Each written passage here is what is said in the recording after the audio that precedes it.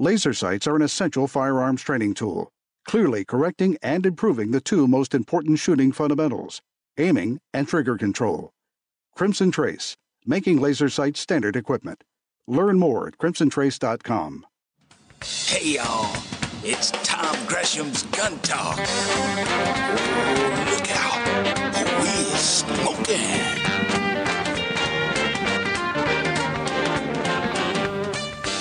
Oh, yeah, we're going to be talking about guns. I'm Tom Gresham, and this is, in fact, Gun Talk. I welcome you back. We're having a bunch of fun. We're over at the 6 Sauer event. It's Range Day at the SHOT Show, the Shooting, Hunting, and Outdoor Trade Show in Las Vegas, Nevada. That's the annual monstrous 60,000 people, maybe more, 700,000 square foot exhibit. And you can't be here because if you're not in the industry, you can't get in the door. It's as simple as that. We're having some fun. Now, this is 2 days before the actual opening of SHOT Show, and SIG has this incredible event where they introduce new product and show off their cool stuff. Guns, ammo, optics, suppressors, airsoft, pellet guns, who knows what else is going on there.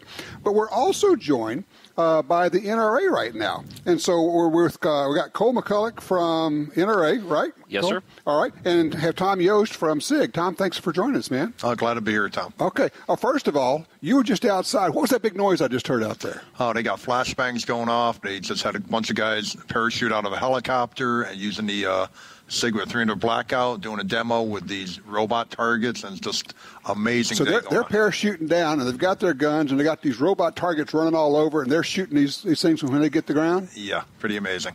These are not just your average range guys, I take it. No, these are past military, probably.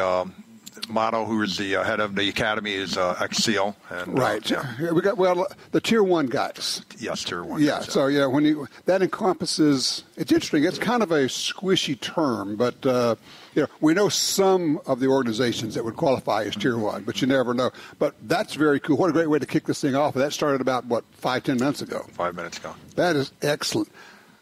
Cole, I want to talk to you about, we were talking before, these days, I think it's changed. 30 years ago, I think the public understood that the NRA was very involved with competitions and all of that. And it's kind of gotten blurred because the NRA is so involved with legislation and, the politics. And that's a lot of what the public hears, and they don't understand or maybe don't even know that the NRA not only is still involved in competition, but it's, if anything, maybe even more involved in competition. Would that be fair? Yes, sir. It's rather remarkable, and that's a good thing. I think we all, as NRA members and supporters of the Second Amendment, we want and we need the NRA to carry the message, and we need the NRA to champion the winning of that legislation. Right. But historically, that's how the NRA was actually started, was in competition, and so. Back in the beginning, in the 1860s, NRA began with a bullseye-style competition shooting. That's how the NRA got started. That's how it started. Yeah, because it was basically formed, after the Civil War, they said, we need to teach people how to shoot. And interestingly enough, again, the media gets this wrong, it was the Union generals who created the NRA, when you go back and track that. So we've got this background, this history of competition. So where are we today? What's the involvement of the NRA in competition?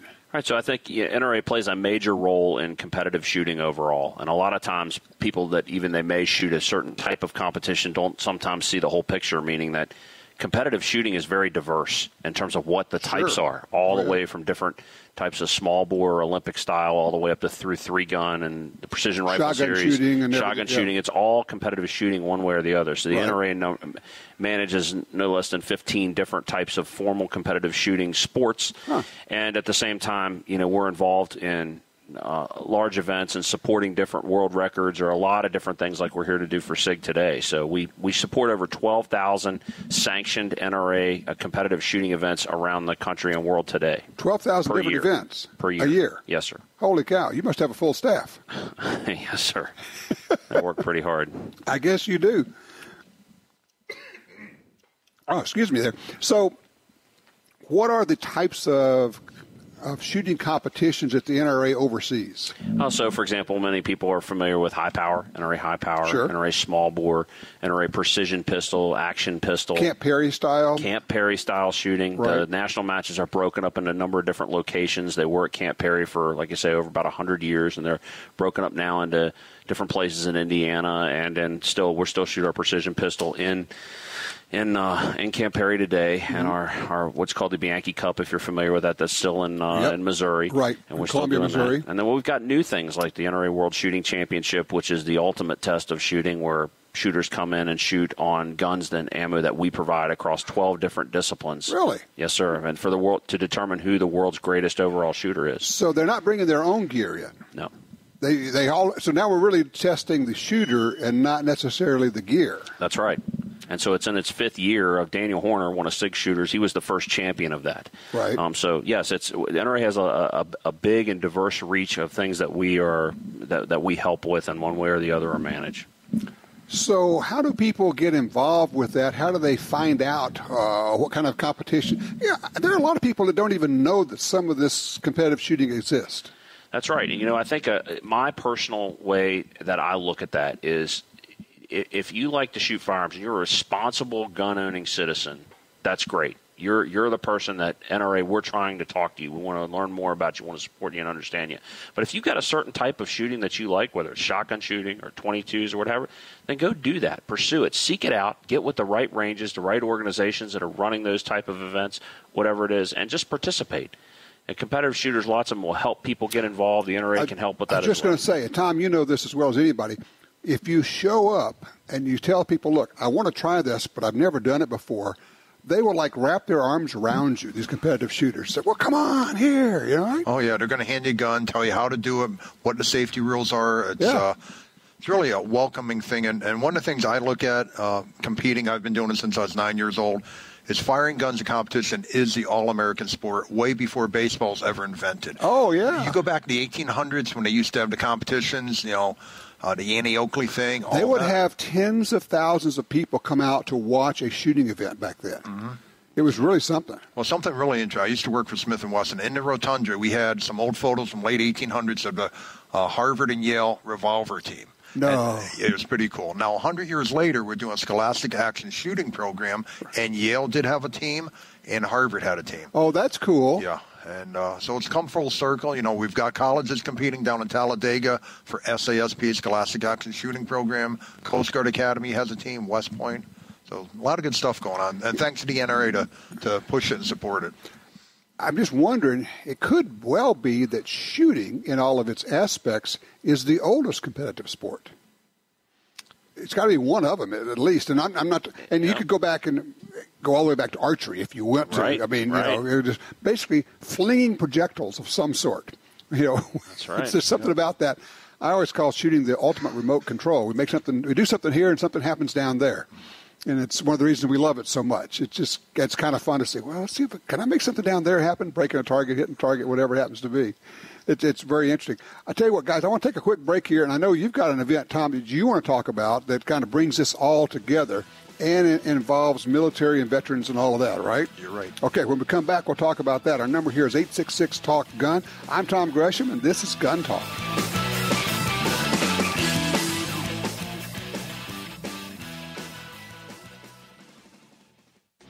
Crimson Trace announces Laser Guard Pro, designed for today's most popular concealed carry firearms, combining a red or green laser sight with 150 lumen light and featuring instinctive activation.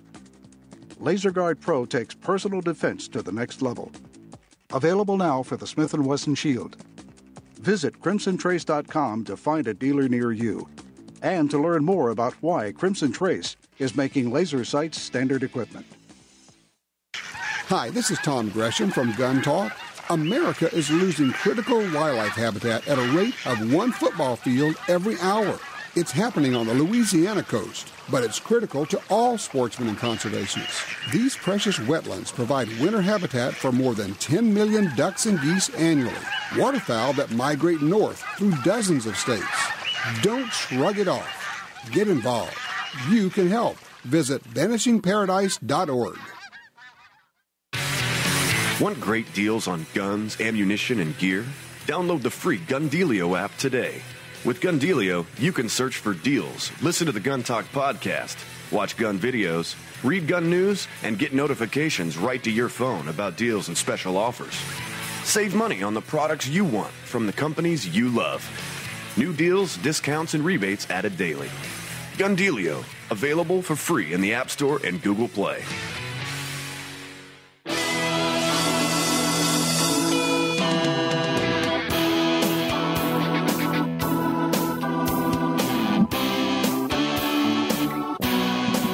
All right, back with you here. We're at the 6-hour event, the media event, if you will. I call it the media event, but it's really not. There are dealers, distributors, there's military here, there's all kinds of stuff going on. It's cool. It's at the Clark County Shooting Range in Las Vegas, which is one of the finest. I mean, and look, you guys, we're talking with Tom Yost and Cole McCulloch from NRA and Tom from SIG. You guys have seen a lot of ranges. You've seen practically all the ranges. This is about as good as it gets, don't you think? This is a phenomenal facility. Yes, sir. I'm actually good friends with the gentleman who designed and built this range. Actually, he was a mentor of mine in range building, competitive shooting for years and years, and it's great to come back almost kind of like second home to me at Clark County. Yeah, it is. It's a wonderful facility here. Tom, you've been shooting forever, man. I mean, I've known you for a long time. You know as much about shooting in the industry as anybody I know, honestly. Yeah, it's a great life. You know, good people want to help you, and just I'm just really blessed to be able to do what I do for SIG. I manage Team SIG right now, which is Max, Michelle, Lena McCulloch, and Daniel Horner. Oh, you got to put up with those guys. Yeah, life is good. What a fine. I mean, apart from the fact that they're some of the best shooters, they're some of the best people you'll ever run into. They're just great people to hang out with, you know. Yeah, good brand ambassadors. Just, you know, I love it when kids come up, and if Max is in the middle of something, he will stop, talk to the kids, and talk to them. And Max said to me one time, he goes, I look at the little guys and they can be me one day. I go, yeah. Max, I remember when you were the kid and you were talking to Robbie Latham or Todd Zerd and thinking I could be that guy one day. And it did happen. So dreams do come true. Yeah. And so what that means is that some of the kids that he and she are talking to right now, the little kids, are going to be the ones who are doing that in 5, 10, 15 years. The other thing that's happening, I want to talk to you about this. We've got some of the most phenomenal young, I mean really young shooters coming up in all the disciplines these days, don't we? Yes, sir. There's just a huge reach, and the different disciplines have their own set of kids coming in. I mean, just even the sport of three-gun has some really great young people, and the sport of like the Olympic-style shooting, the collegiate ranks. Right. America's winning gold medals left and right. Right. I'm from West Virginia, so of course I'm partial to the West Virginia University rifle team. Do I remember you were a Marine? Yes, sir. All right. You were Sniper? Actually, in Fast Company years ago. I wasn't actually a sniper, just part of the designated marksman unit. Oh, okay. Yes, sir. Pretty cool. All right, so I'm going to transition from that to Tom. You were telling me about this incredible event you got coming up here. Talk about that, if you would, please. Okay, I'm glad to. Up at SIG Sauer on March 30th, we're doing the SIG Relentless Warrior Championship, which is the second year we're doing it. And what it is, it's the cadets from West Point, Naval Academy, Coast Guard, Air Force, Texas A&M, and VMI are all coming up to compete. Their combat arms team is what it's called. Okay. And we're going to set up probably 6 or 7 courses of fire in the morning, fire the long gun, their primary gun, the handgun, a little bit of shotgun because that's really not a big thing these days. Sure. And then in the afternoon, we have a man-on-man set up, along with pyrotechnics or a start signal. Things are going to blow up. Sure. That indicates a kid's start. They're going to use a MCX rifle, then the MPX, and then the M17. It'll be all man-on-man. The cool part about it is the staff I have on that bay running it is Team SIG. So it'll be Max, Michelle, Lena, and Daniel Horner running it. So, the best of the best right there. It's going to be a really cool event. So how does that – does each of the academies, do they have shooting teams? Is that who comes to this? Yes, they do. They have combat arms team. Like West Point, they have a bullseye team, but they also have a combat arms team, which is the stuff they'd use, in the field. Okay. Same thing with Coast Guard, Naval Academy. Some of these guys are guys just going into school, like Naval Academy. They have guys that have deployed and come back and now, going through the academies. Oh, okay. So interesting. And you said, but there's more to it than just the shooting. You have this event, this banquet. It's a big event. We're doing a full dress uniform at night in Portsmouth, which is a beautiful town, third oldest city in the country. And so kids will be dressed up. All the staff will be in coat and tie. Beautiful trophy. The NRA is actually sponsoring it last year and this year. They pay for the banquet for all the cadets. The cadets, we do have a small entry fee of $25. And what we do with that $25 is donate it to Aiming for Zero, which is a veteran suicide prevention group we work with. So excellent. Even though they have skin in the game, it's going to a good thing also. So, Cole, you're involved with this, too, through NRA, right? Yes, sir. NRA is definitely sponsoring and helping with that. I'm honored to be there, and I can't wait. But that's the thing. Honestly, I'm just saying, SIG is constantly being involved with these type of proper causes, whether it's HAVA or whatever, and it's been part of my life too. And it's an honor, and to say it's a job, and it is very rewarding sometimes. So I'm blessed to be part of it as well. It's and I'm looking at both of you. You're talking about some good shooters, people that really know what they're doing. One of the things that's interesting to me, we talked about how these young shooters are getting in, how good they are. The other side of that is how you can be competitive as you get older. I mean, and you look at some of the top shooters out there, you're going, give me a break. Could Jerry Mitchell still pick up a gun? Dude's old. Rob Latham.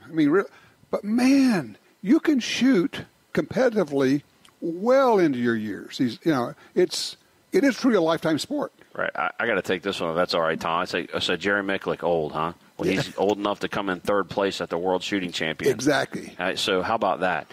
These are the kind of things that happen. And I'll say this. I've noted for a long time, people talk about new shooters. It's not just the young people.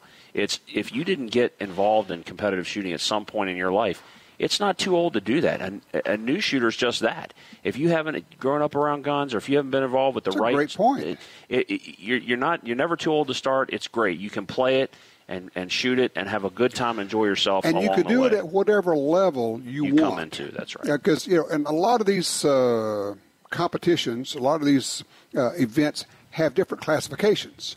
And so if you come in and say, I've never done this before, not a problem. You can shoot at this level. The other thing is you can come in and start at 20 or 30, and you could surprise people because in a couple of years, if you're serious about it, you can get it to be good.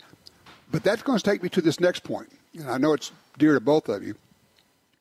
I don't know why it is in America, particularly guys, think that we're all born with the shooting gene, right? We don't need any help. I'm a man, and I'm an American, by God, and I can shoot. And you say, yeah, well, just go over and work with this instructor. And like after an hour, they're going, holy cow, I had no idea what I didn't know. I'm going, yeah, no kidding. Talk to me about the value at all levels of shooting instruction. Well, the funny part is when I've done classes, and ladies typically do better than guys because they listen. The guy already knows it, so he doesn't need to know what you're telling him. I call it testosterone poisoning. Yeah. And, typically ladies, they listen, they realize the basics of safety and all that. They advance more quickly, too, don't they? Yes, they do. And, for ladies who want to get involved, go take a great class, Sauer Academy. My wife, who had she's been around guns but never had any interest to fire guns, took the 101 ladies class last year, loved it, and took the 102 the following day. And now she's looking to compete. We're going to fire a plate match in about 2 weeks. Really? Yeah. That's great. Yeah. All right, so my wife didn't grow up shooting at all. I took her to Thunder Ranch. She did a 3-day Clint Smith class. She liked that, so got her into a class with Kay McCulloch. Mm-hmm. And it's the funniest deal is, and my wife turned out to be a good shot. And Kay, the funniest thing, Kay's walking behind the line. She'd get to my wife, and my wife is shooting these tiny little groups, just nailing it. She says, that's real good. Shoot faster. Right? Because when you're shooting small groups, speed it up, right? That's right. If you're in a speed event. Because you don't need real small groups. You just need to be able to put them all there and put them there faster. Acceptable hit. Acceptable hits. They're shoot,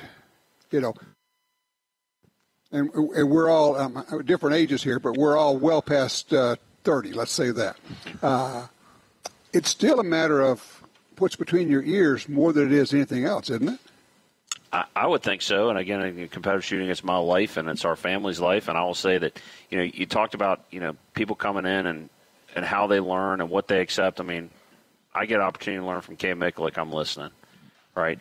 I'm the kind of person, though, I will open my mind constantly to the new instruction and better ways to do things. And for a lot of shooters that come in, if you take that mindset and you're willing to learn and you're willing to listen, not just to the great instructors, but from other people, a lot of times you're constantly picking up points from new people in different disciplines or wherever they come from. You're always trying to add to that repertoire of doing things better. And if you've got that approach, you're going to really do well. And you can come at a later age, and you can come to the top real quick if you've got that way of looking at it. Tom, how many times have you picked up a tip from another competitor somewhere and you're going, Try that. I'm going to try that. Another tool in my toolbox. That's it. I mean, Yep. It's interesting. And the other part is, in education, they call it the law of primacy. The thing you learn first is the thing sticks with you. But sometimes that's actually not good. There are a lot of times the things that we learned way back then, we've actually learned that there are better ways of doing things. And you go, yeah, but my instructor, my drill instructor, my whoever, he told me to do it this way. That's great. But when a Max Michel or Horner tells you, you might want to try this, you might want to pay attention, because chances are these guys who are running 100,000 rounds a year through their gun have learned something along the way. And they're always tweaking stuff, aren't they? Oh, yeah. You can always do better. There's always a better way of doing it. And if we didn't listen, we'd still be holding a handgun with one hand, obviously. So. Great point. Right. The other thing to ask them, if you're working with somebody like that, is, we can see what you do with your hands, but ask them, one of the things I always ask them is, what are you seeing? Because that's something you can't tell. Particularly these fast shooters. And I said, well, what are you doing with your eyes? Because so often it's, I'm here, I'm shooting, but also the eyes are leading. It's out here ahead. And it's, okay, what do you, and they're not even thinking about it because they're just doing it all the time. And you have to sometimes ask them, well, what's going on here? Explain to me what you're doing, don't you find? Absolutely. I mean, that's the thing. I've had many a question like that with a lot of the champion level shooters and a lot of the intermediate level shooters. And sometimes it's even difficult for the great ones even to explain what they're seeing. Mm-hmm. And so, it's just like you say, it's part of what Tom says. It's just another tool from my toolbox. How far do you want to take this stuff, right? What do you want to do? The great thing about competitive shooting, it's a great thing you can add to your life. It helps you to fine-tune your mental skills and your aptitude and your just senses, and it's fun. It's fun. No, it is. That's the bottom line. You just said it, and it's fun. It is a great thing to do for your life. You'll meet some of the nicest people you've ever met, people who have similar values in many cases. It's a wonderful thing. So the NRA competitive shooting program, is there a website for them to go to?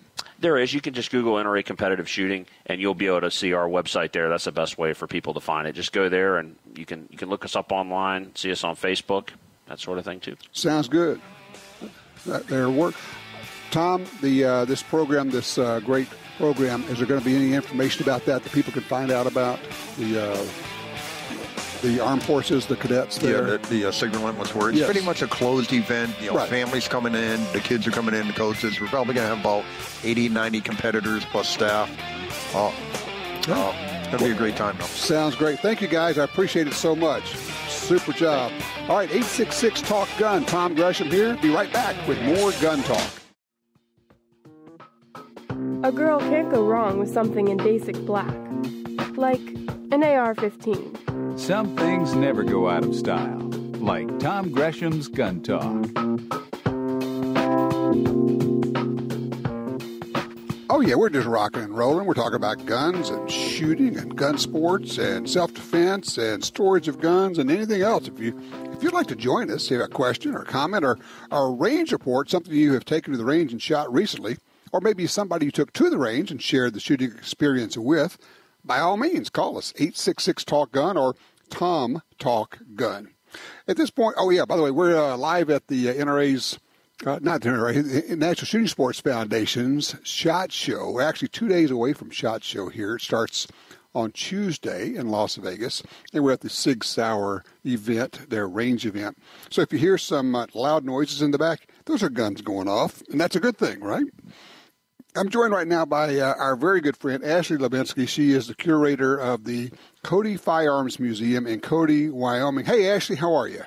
I'm doing well, Tom. How are you? Excellent. So you made it to Vegas, huh? I did. We drove our firearms about 14 hours yesterday to get them checked in safely. Okay, so when you say you drove your firearms, most people would say, I brought a couple of guns. That's not exactly what you do. No, not really. Because our firearms are artifacts, they're in a museum collection, we courier them to make sure that they get there okay. There's just too much kind of error that could happen with shipping. And so my assistant curator and I drove down President Calvin Coolidge's Winchester Model 1894, serial number 1,000,000, and David Marshall Williams' prototype for the N1 carbine. Holy cow. Now, did you bring in some others or just the two? Just those two this year. We are kind of swamped right now with the renovation, so we wanted to still have our representation in the Winchester Ammunition and Repeating Arms booth. We also have a nonprofit booth, but we don't display guns there. But we actually have a huge screen this year where you can come up and access our entire collection online and zoom in on photos. So pretty much whatever you want to see that's over in Wyoming, you can see it here. Wow. All right, so tell them what's going on with the museum now. So we've talked a bunch over the years, the fact that we've been doing the Cody Firearms Museum renovation, but I had that terrifying moment when the ball dropped on New Year's Eve when I realized this is the year we finally open. So it's finally happening. So the Cody Firearms Museum is in the middle of a full-scale renovation of its two-floor, 40,000-square-foot facility, and that opens July 6, 2019, and I am currently sitting in the hotel room approving artifact layouts. We've got over 1,000 guns more on display in this museum than we had in the last museum. We've got 4 firearm simulators that people will be able to do pistol steel challenge, M2 machine gun experience, a long-range rifle experience, as well as a shotgun experience. And more guns, more content. We're pretty excited to put it all together if we can survive all the hours we're pulling right now. It will come to an end, and it will all be great. I mean, look, the Cody Firearms Museum is a one-of-a-kind, in my view, best in the world firearms museum. I simply love the place. And a lot of what you're doing now is museums have evolved and, and become interactive. They're just a different way of displaying things. And I know that you have toured the country looking at various museums, and you're bringing a lot of that information back to what you're doing there, right? Oh, yeah. It's kind of an interesting dilemma or opportunity, depending on how you look at it, that we've had with the museum, because we get about 200,000 people through the door every year, which is impressive for a town of 10,000 people. But the Cody Firearms Museum is on site with 4 other museums. So about half of our audience coming to the Firearms Museum, we're the only destination museum at the Buffalo Bill Center of the West, but about half of that audience, they're gun people. They are coming out to go hunting, or they're making a trek to come see the museum. But another half of the audience that we have know nothing about guns. And so we've got 2 polar opposite audiences, one that wants to come and see the collection, which is why we wanted to make sure to show the collection, and the other, comes in and they look around and they're usually impressed by the collection, but they don't really have a big why takeaway, why guns are important to history, how they've been used. And so we had to try to find a way to do both in the new museum. And a lot of gun museums kind of throughout history have had more of an art museum display where you put the artifacts up on the wall and they're kind of appreciated for their aesthetics. And people who know about the guns, they can make connections and have big takeaways. But if you don't, you kind of just look at it and go, oh, cool, this is pretty, but I don't really understand what's going on here. Well, to that end, once you really get into it, you understand that you can follow the progression of gun development, and it becomes kind of hallmarks of history. And that's one of the things you've done in the past. But I'm thinking about people who come in and don't know anything about guns. You kind of have to build the context for them, don't you? Oh, yeah, and there's actually an entire section in the front of the museum dedicated to that. We did survey work a couple of years ago of people who came to the Buffalo Bill Center of the West but wouldn't make the Firearms Museum their priority, and why. And so we kind of tried to focus on how to get people in. And so the whole front gallery of the museum is dedicated to educating people. We call it a primer because we think we're real clever. But we've got terminology. We allow people to work modern actions, a bolt action, a semi-automatic, a lever action. They get to see a whole display of cutaways to learn about the inner workings of the firearm. And then we also do a hands-on section of that gallery that's dedicated to the modern sports shooting, because it is something that's not talked about a lot, but it's super prevalent in the United States and around the world. Right. We're going to feature several modern athletes in that section. And also in that section is firearms basics and safety. So we recognize that this may be the only time a lot of people get to interact with firearms or learn about them in kind of a safe manner. And so we wanted to make a huge push. If you're going to be doing the firearm simulators, we want you to exercise gun safety. And so we have tips on the range. We teach them about firearm safety. We teach them about stance, grip, sighting, to kind of try to get them really oriented to terminology and how the guns work so that when they go through the rest of the museum, they don't have to worry about trying to figure out what a carbine is on a label. Okay.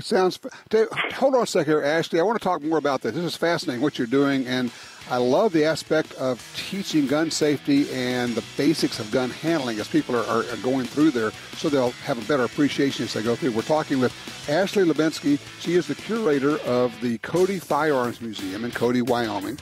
If you'd like to be a part of this, call us 866-TALK-GUN. I'm Tom Gresham.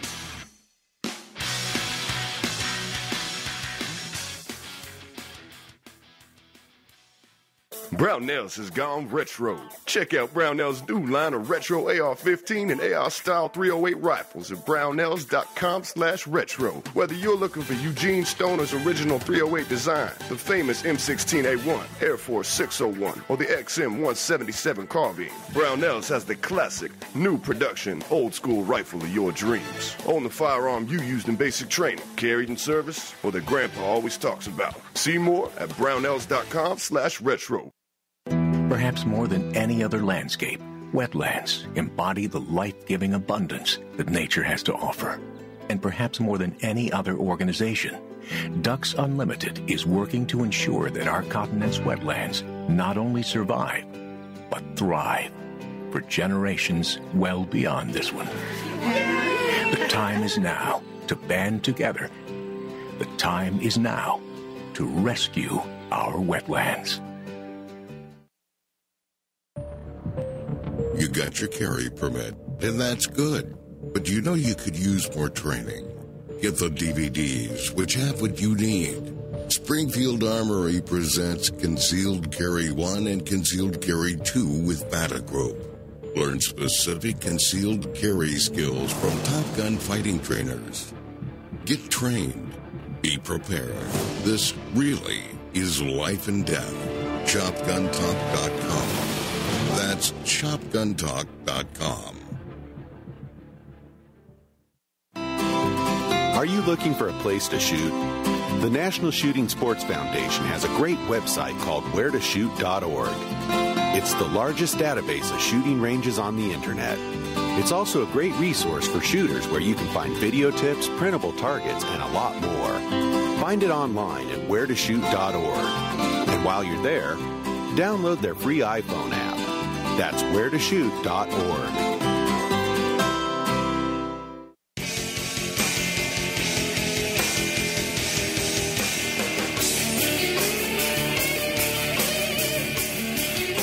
We're talking with Ashley Hlebinsky from the Cody Firearms Museum in Cody, Wyoming. Ashley, it occurred to me, it might be fun to have you to tell people just a little bit about Cody, Wyoming. Oh, Cody is cold right now. No kidding. It's a really interesting town. It was founded by William F. Buffalo Bill Cody, and it's a town of 10,000 people. And it's grown since I've been there. I think it was 9,000 when I first moved out there. But it is kind of your quintessential Western tourist town. We've got, in the summers, a rodeo every night, the Cody Night Rodeo. And then one time in the summer called the Stampede, we have the Pro Rodeo come to town. It's actually the 100th anniversary of the Stampede this year, so that's very exciting. And there's a gunfight in the street outside of the Irma Hotel, which is named after Buffalo Bill's daughter. And it's just a great kind of access to Yellowstone. You can fly right into the town, the Cody Airport, and you can drive to the east gate of Yellowstone, 50 miles down the road, and you have to pass by the Buffalo Bill Center of the West to get there. And it's a great place to be able to kind of come, stay, get enriched in Western culture, go through the rodeo. You can white water raft, you can horseback ride, you can mountain bike. It's just kind of an all-around good Western and outdoors town. And the Buffalo Bill Center of the West itself has been around for over 100 years now. It was founded back in 1917 by the local community that wanted to preserve William F. Cody's legacy since he passed away that same year. You know, I also want to throw this out, is that the Cody Firearms Museum is one of 5 museums at the center of the West, And the Center of West, the whole complex, is a really great family destination for people. Kids of almost any age would enjoy and appreciate a lot of the aspects of the various museums, don't you think? Oh, yeah. Our museum is really interesting because it's kind of got something for everyone. And the center itself has experiences for school groups. We actually have one of the most comprehensive Skype in the classroom programs, and they meet with school groups all over the world. Our education team comes in at like 2 a.m. sometimes to be able to broadcast. But we've got programs inside the Cody Firearms Museum, but then we also have our Natural History Museum is really dedicated to kind of children's programming and kind of getting them excited about natural history and science, especially being in the Yellowstone region. The other thing is, even if you've never thought of yourself as an art person, the Whitney Gallery of Western Art is breathtaking. You'll just find yourself sucked into the paintings, the sculptures, the history of the Western artists there. Well, and there's also a recreation of Frederick Remington's studio in the back of the Whitney. And what people may not know, and we are addressing in the new Cody Firearms Museum, is the fact that firearms had a really large part to play with art, not just to be seen as art, but artists were, they owned guns themselves. Frederick Remington, we've got a lot of his hunting guns in the collection. He has a lot of guns that are highly embellished early firearms. And he also had firearms that he used as props in his art.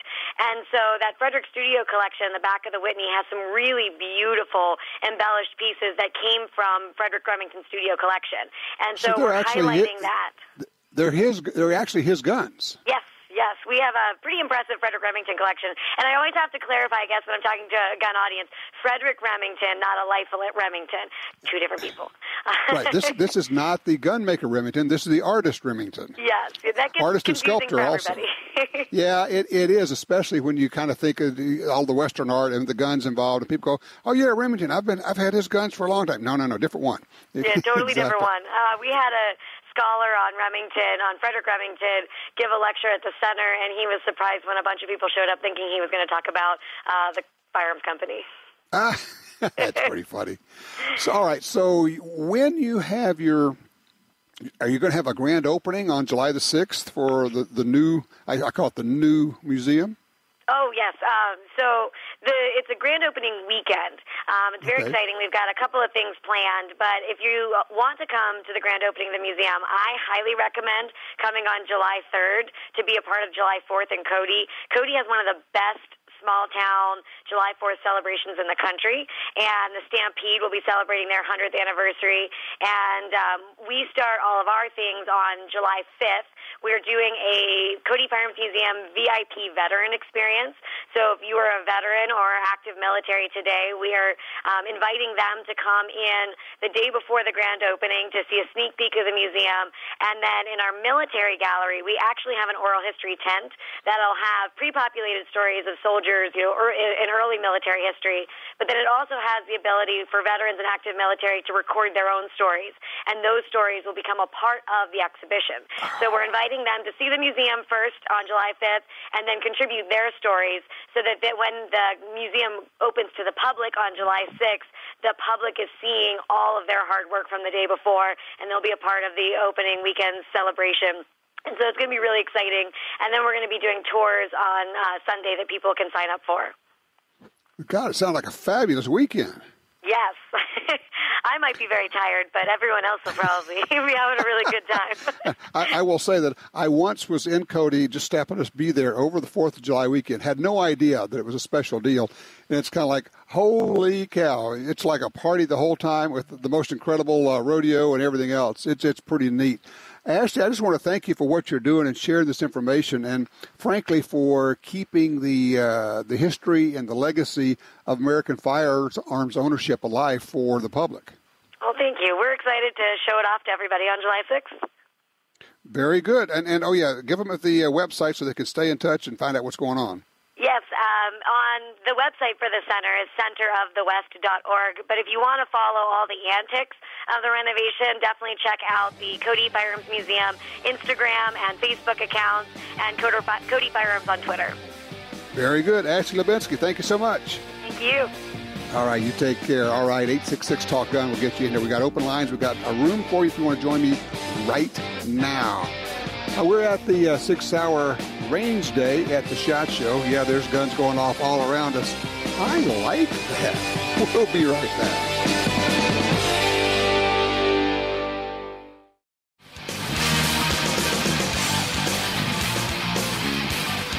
Two very different instant replays. The instant replays during the big game on Sunday and the instant replay that you just got on your smartphone of someone encroaching in or around your home.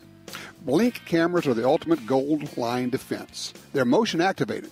When your Blink camera detects something suspicious, you get an alert on your smartphone with a video replay of what Blink spotted. And now you can save 20% on all camera systems during Blink's big game sale. Yeah, Blink cameras are easy to set up. They're wire-free and run on 2 AA lithium batteries that last up to 2 years. And Blink's live feed option lets you monitor your home from anywhere using the easy Blink smartphone app. No contracts, no subscriptions, and Blink works with Alexa. Let Blink help watch your home, while you're watching the big game. Now, here's the deal. You save 20% on indoor and outdoor systems and add-on cameras now through Monday, February the 4th, 9 p.m. Pacific time.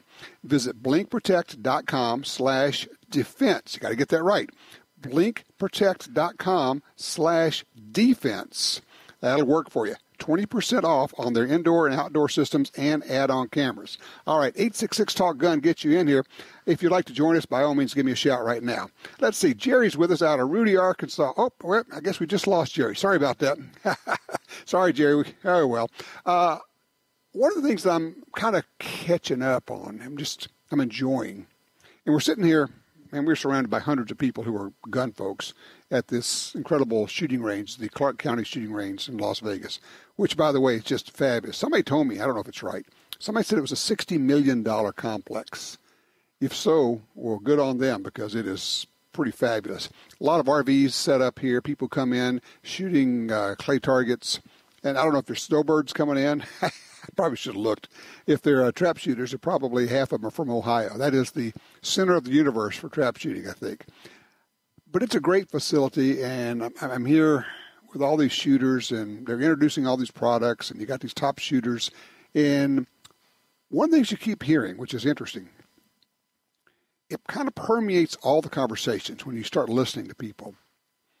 Whether they're talking about their product, or they're talking about competition, or they're talking about introducing people to shooting, or whatever it happens to be, you notice that you can hear in their voice a smile? You can actually hear that they love this thing. They love shooting, the shooting sports, hunting. There's just something about it. It's a lifetime sport. You know, you can start at age 6 to pick a number. You can do it until you're 96 if you're physically able. One of the things I think happens is we get involved and we really like the shooting sports. We like to shoot. We go to the range, and then life intrudes and we get busy and we don't go out as much as we used to. Or maybe we don't go at all. And we remember how much fun it was, but we just haven't made the effort. For me, just for me now, it's interesting. Shooting is an individual sport because nobody can help you. You do it yourself. But it's also a social event. It's just more fun, like a lot of sports, to go do it with somebody else. So my suggestion is this. Talk to your friends, talk to your buddy, talk to somebody you know. Say, hey, I haven't been shooting in a while. You want to go to the range? Let's go back there and do that. I've still got my gun, got some ammo, haven't been in a while. Go back to the range. Get back involved. You remember how much fun it was. You remember how much fun it is. And yeah, I know we all get busy. We all do this. I get it. I understand that. But I'm just kind of throwing this out as a thought. Maybe it's time to get a buddy and go back to the range. So there's my thought for you. Our number is 866-TALK-GUN. If you would like to tell about a story where you've invited somebody to go to the range, go shooting with you, I would love to get that range report. Again, 866-TALK-GUN. We're at the 6-hour event. When we come back, we'll be talking about some of their new products, things that you want to know about. We'll be right back.